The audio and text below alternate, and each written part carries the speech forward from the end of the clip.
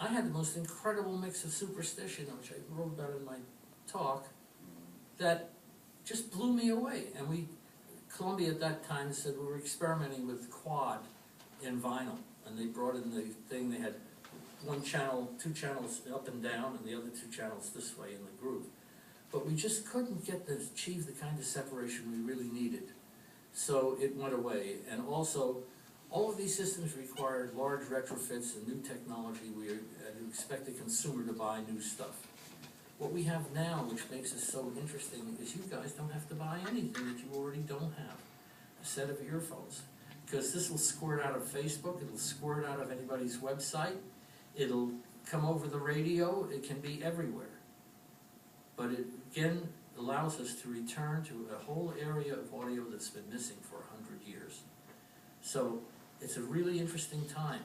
And if you guys are writing and composing or working as producers and engineers with people who are, don't ditch that effect. For me, certain effects really sort of leave me not all that interesting for me, like reverb, for example. We invented reverb and delay and all that thing to try to emulate the feeling of distance. And when I work with a singer, I don't want to be 1,000 feet away at the top of the back of the auditorium listening to this whole band way down there and a lot of echo and reverb in some big reverb chamber. I want to have the singer in my face.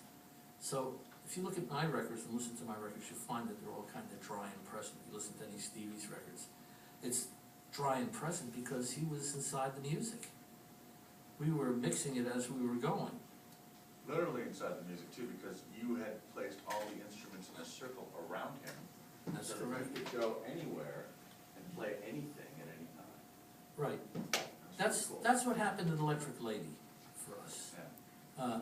We originally started recording with Stevie at a place called Media, which was on 57th Street in New York. It was a commercially driven recording studio. During the day, they did Crazy Daisy toilet paper commercials and Hawaiian Airlines and Ford motor cars and stuff like that.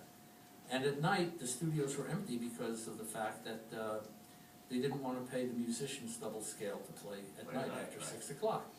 So, also, analog studio, when you turn the studio on, it starts breaking immediately. Everything starts failing the minute you turn it on. So, it was very maintenance intensive when we had worked at night. So, I got to have Tonto at night. My Tell me what synthesizer. Tonto is. They might not even know what Tonto is. Tonto was the original neo-timbral orchestra, although it really means stupid in Spanish. I don't know. I'll tell you the truth is that one night I had this long sort of frenzied, very wide awake time. I won't go beyond that to say, but I was not sleeping very well. Right. And it was 5:30 or 6 o'clock in the morning. It was in Tudor City, and I was sitting in this kind of semi-chilled kitchen in a very sort of stuporous way, and was eating, because I was hungry. I was eating some asparagus, cold asparagus out of a can. Like you do. Who would know that, right? It was really fairly disgusting, right?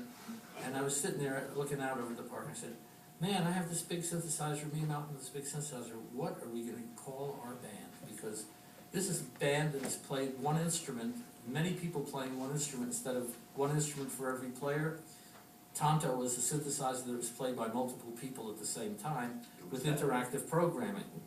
So I said, I think I'll call it Tonto. Tonto's Expanding Headband. That sounds good because Tonto used to wear a headband, but his head is exploding. Got it. So, but then of course we had to intellectualize it by saying Tonto, the original neo-timbral orchestra, which what it was, but that came after the fact that, I came up with the name for this, so I was loaded. Okay. I cannot tell a lie, the truth needs no defense, okay? So, Tonto was this big synthesizer that I came upon in the days of, at the Fillmore when I went to Cerebrum and saw one little few modules sitting on the floor. They're fire damage that come out of some disco in Chicago. And John Stork, like I say in my speech, sort of developed that club. Little did I know that 3 years later, unbeknownst to me, he had also designed Electric Lady for Jimmy. And when we needed to move for media because we couldn't leave our stuff set up.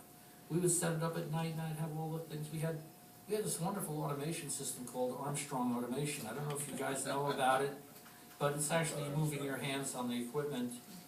There was no remember this or remember that. So when we left the studio, I didn't like to have the console touched by anybody. I put a big piece of tape across it. Don't touch this thing upon pain of death, right? But at media, the problem was that the next day's crazy toilet paper commercial. So they needed to have the string section where my synthesizer was, or where the piano was, or where the drums were set up. So I discovered Electric Lady, and little did I know that my friend who had built Cerebrum, and who was Bucky Fuller's student, actually built Electric Lady for Jimmy. Unfortunately, Jimmy passed, and